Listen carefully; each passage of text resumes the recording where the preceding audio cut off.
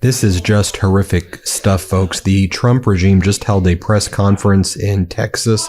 They had Kristi Noem, the Secretary for Homeland Security, hold this press conference regarding the catastrophic storm that led to flash floodings in Kerr County. The current death toll is 32 individuals, including 14 children, and there are still people who are missing. The death toll may indeed get higher. So Kristi Noem was holding this press conference, and she was asked a question about why the National Weather Service was not pinging people's phones as they expected, and whether there was a failure in the federal government's responsibility to keep the people of Texas safe. Now, Kristi Noem responds by saying that the technology needed to be upgraded, and she seems to be blaming former President Biden. Also, in this disastrous press conference, she almost seems to be blaming Texas and saying that Texas should be taking the lead here in emergency response, where this would be one of the prime activities that FEMA, where the federal government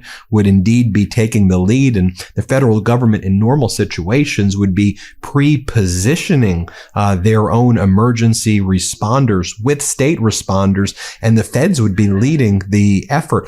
We have this on videotape, so you can see the receipts that we have, but let's just go through some of the facts one by one. I want to show you this disastrous press conference, but we need to be able to fact check everything appropriately so you understand. So as Dan Coe, who was in the Biden administration, writes, the National Weather Service, NWS, is under NOAA, NOAA, the National Oceanic and Atmospheric Administration.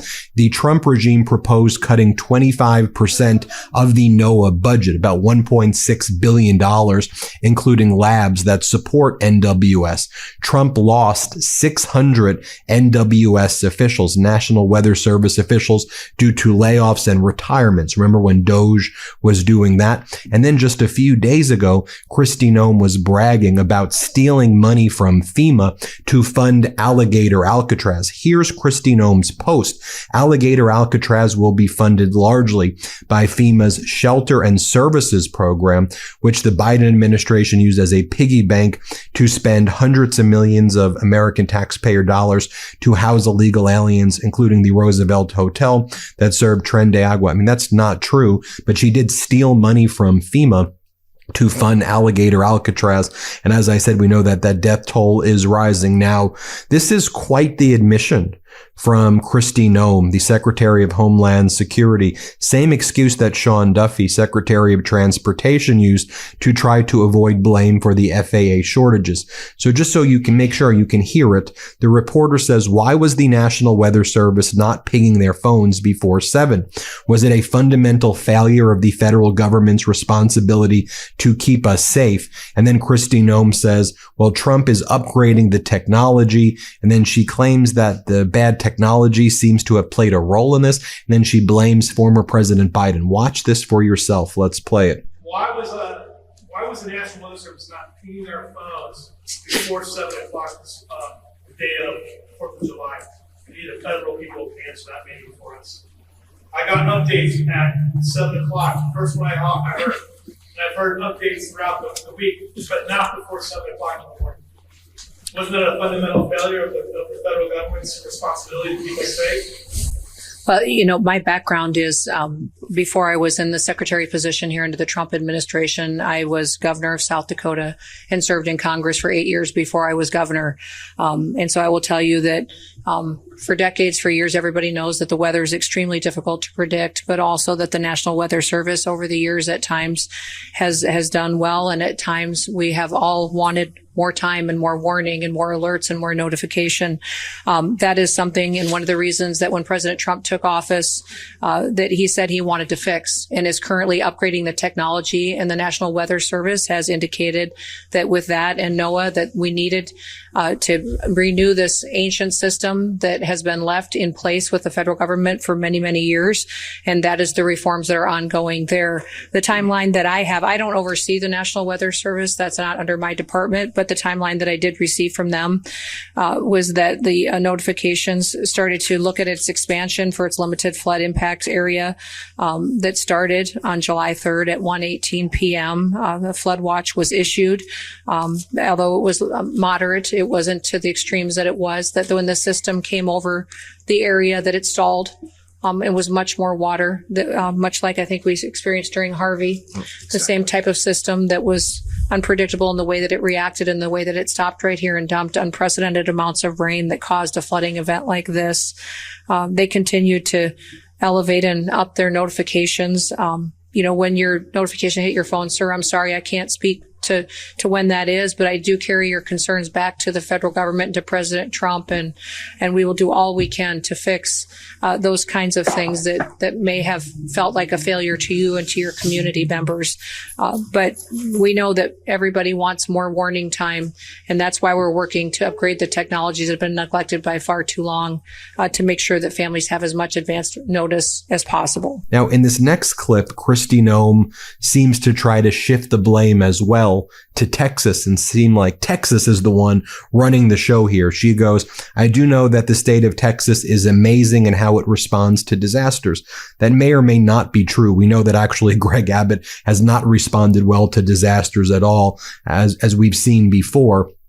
But this would be something where the feds would pre-position emergency responders, and the feds would be taking the lead, not ceding authority to a state like Texas of something of this magnitude, or any state at all. This would be something that FEMA would be leading. But we know that Kristi Noem wants to abolish FEMA, and Trump wants to abolish FEMA, and they've been gutting these agencies. They've been gutting these agencies. Here's what she says. Here, play this clip. I do know that the state of Texas is amazing in how it responds to disasters.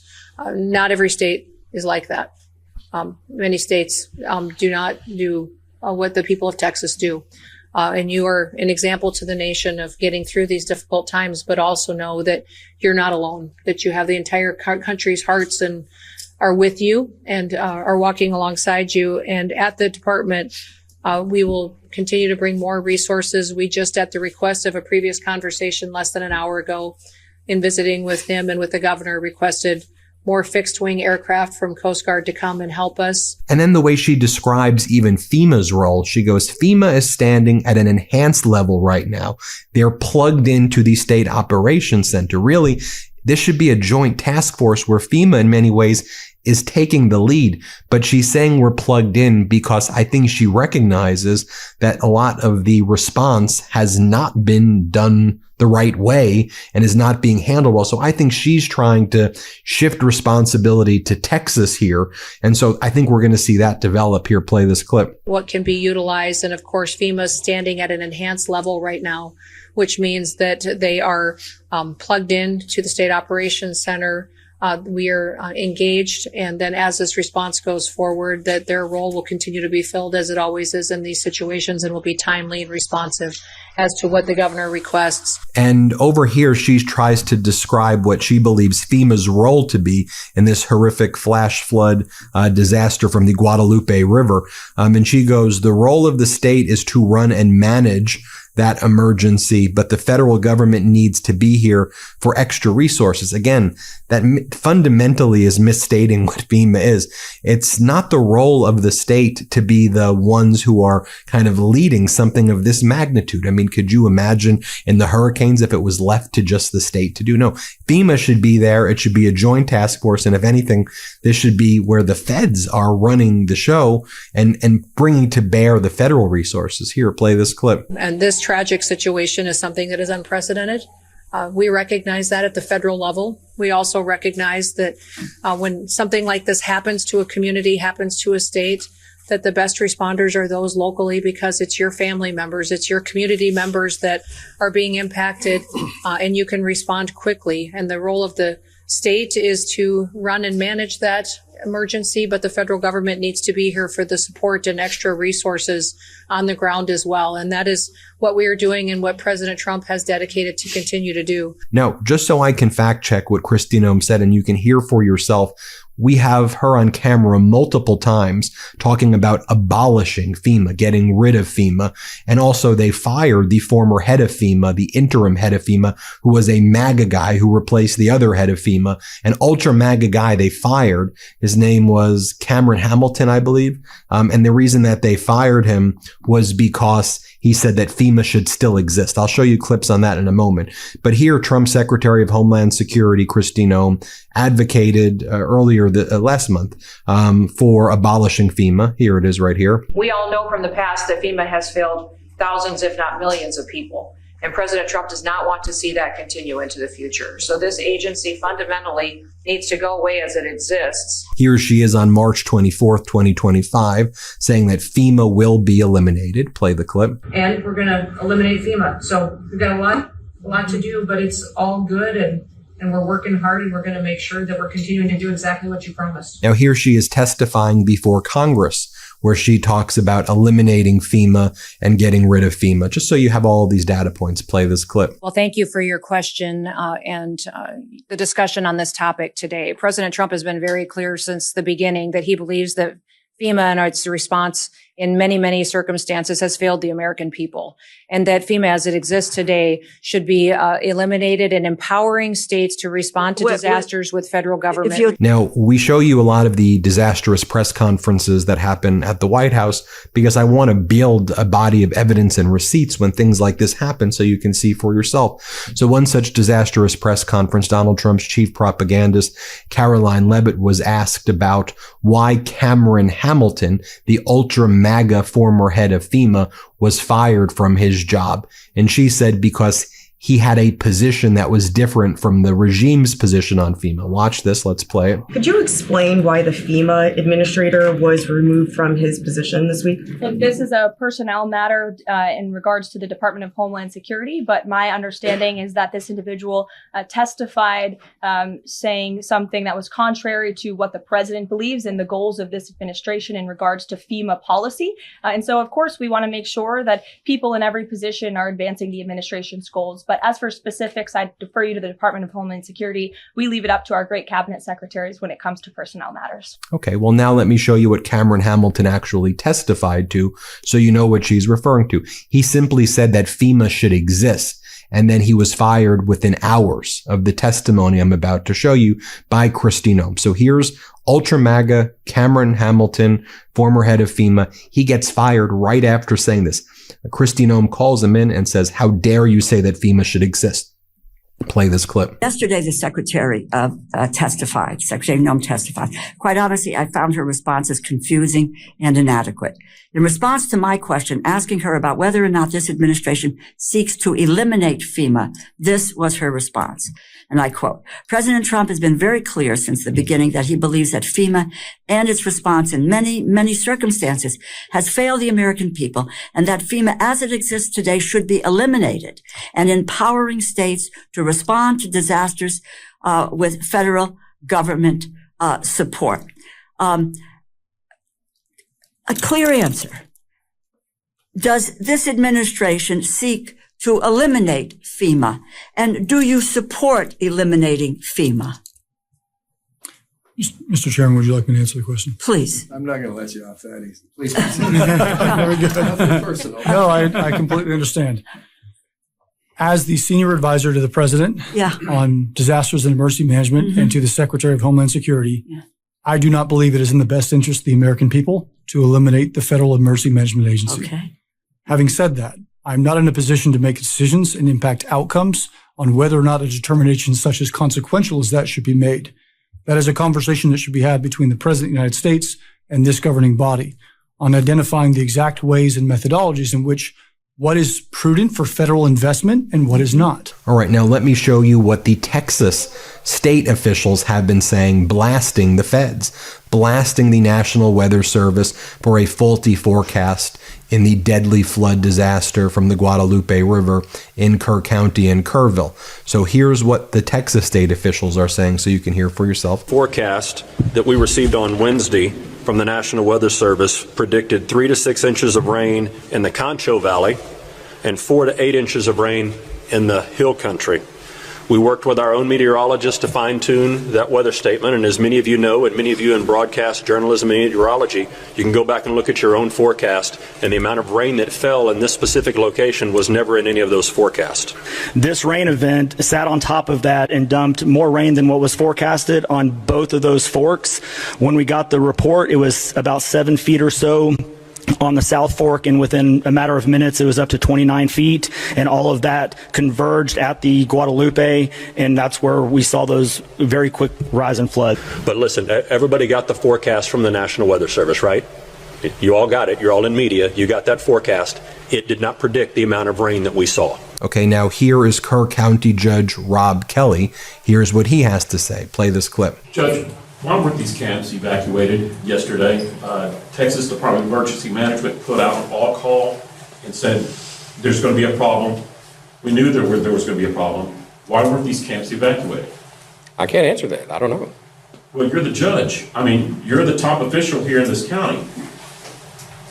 Why can't you answer that? There are kids missing. These camps were in harm's way. We knew this flood was coming. We didn't know this flood was coming. Rest assured, no one knew this kind of flood was coming. We have floods all the time. This is the most dangerous river valley in the United States. I agree. And we deal with floods on a regular basis. When it rains, we get water. We had no reason to believe that this was going to be anything like what's happened here. Now, do you see just what a total mess this is? Everyone's blaming everybody, who's accountable, who's running the show. This is what happens when you destroy government from within and you get rid of the experts. Look, my heart goes out to anybody in Texas who's been impacted by this, all of the people in Kerr County. You also deserve so much better than what's currently happening right now, as people have ripped apart government and ripped apart services, and it's not functioning. And by the way, here's John Morales, NBC Miami, top meteorologist there, beloved in the community. This was him about a month ago or so. And again, he's in Florida, but he talks about how the NOAA, National Oceanic Atmospheric Administration, being cut, which houses NWS, the National Weather Service, would impact his ability to forecast accurately. Here, play this clip. As you've grown accustomed to my presentations over my 34 years in South Florida newscasts, confidently, I went on TV and I told you it's going to turn. You don't need to worry. It is going to turn. And I am here to tell you that I am not sure I can do that this year, because of the cuts, the gutting, the sledgehammer attack on science in general, and I could talk about that for a long, long time, and how that is affecting the U.S. Leadership in science over many years, and how we're losing that leadership, and this is a multi-generational impact on science in this country, all right? But specifically, let's talk about the federal government cuts to the National Weather Service and to NOAA. Did you know that Central and South Florida National Weather Service offices are currently basically 20 to 40% understaffed? From Tampa to Key West, including the Miami office, 20 to 40% understaffed. Now, this type of staffing shortage is having impacts across the nation, because there's been a nearly 20% reduction in weather balloon launches that carry those radiosondes. And what we're starting to see is that the quality of the forecasts is becoming degraded. There's also a chance, because of some of these cuts, that NOAA Hurricane Hunter aircraft will not be able to fly this year, and with less reconnaissance missions, we may be flying blind. And we may not exactly know how strong a hurricane is before it reaches the coastline, like happened a couple of years ago in Hurricane Otis in Acapulco, Mexico. So I was asked to talk about this today. I'm glad I was. I just want you to know that what you need to do is call your representatives and make sure that these cuts are stopped. And here's the former NOAA administrator, Rick Spinrad, warning the Trump administration's plan to slash the agency would cut the ability to improve forecasts. Here, play this clip. The National Oceanic and Atmospheric Administration, better known as NOAA, is facing significant budget cuts. A memo obtained by CBS News finds the agency's 2026 budget may be slashed by more than $1.5 billion compared to this year's budget levels. NOAA's research functions would be, according to this memo, the hardest hit. Now, it's important to note that President Trump has not yet approved this budget cut, but the OMB director has, and that makes it very real indeed. Former NOAA Administrator Rick Spinrad joins me now. Rick, thanks for joining us on such short notice. What impact would this have if it were to happen? Yeah, thanks for having me, Major, and thanks for paying attention to this important story. The impact would be across the nation, across sectors. It would affect just about every American, almost every industry, and every community. These misguided cuts are really basically saying, especially when you cut research out of the formula, that what we've got right now in terms of our ability to predict these devastating weather events, climate change impacts, that's good enough. We don't need to make any improvements, and that will cause serious problems.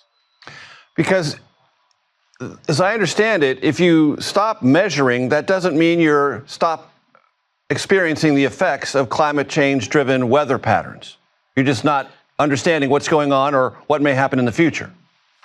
Exactly. I'd love to sit here and tell you, Major, that we know everything about how tornadoes form, how hurricanes form, how tsunamis form. But the fact is we need to continue doing research so that we can improve those forecasts. With people dying, 400 people dying from hurricanes in the Southeast last year, are we really prepared to say, yeah, that's okay? We don't need to make any improvements. So when you cut the research, you cut the ability to improve the forecasts and the predictions. Now, there's, I want to be very clear, there's a lot of different timelines, here. There was a NOAA NWS warning sometime around 1 a.m. in the morning on the 4th, then another one sometime around, 4 a.m.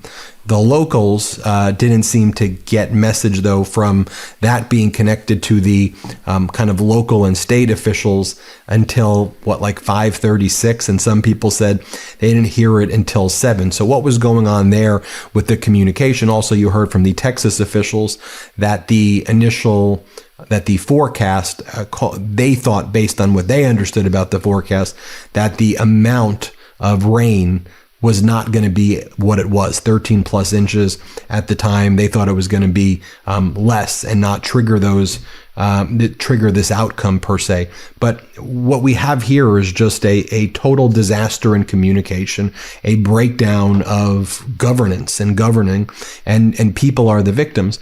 And I've been covering this now, almost every day. There have been lots of other natural disasters that are not really getting significant reporting on, in Missouri, in Kentucky, in Arkansas, in Mississippi, deadly storms, deadly tornadoes, Kentucky, where FEMA was late to respond or didn't respond at all in some cases, and they had to be begged, please show up, please show up.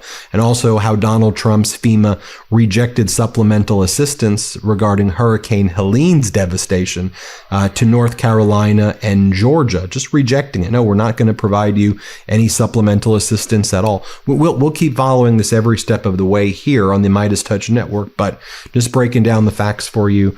Let me know what you think in the comments below. Thanks for watching. Can't get enough Meidas? Check out the Meidas Plus Substack for ad-free articles, reports, podcasts, daily recaps from Ron Filipkowski, and more. Sign up for free now at MeidasPlus.com.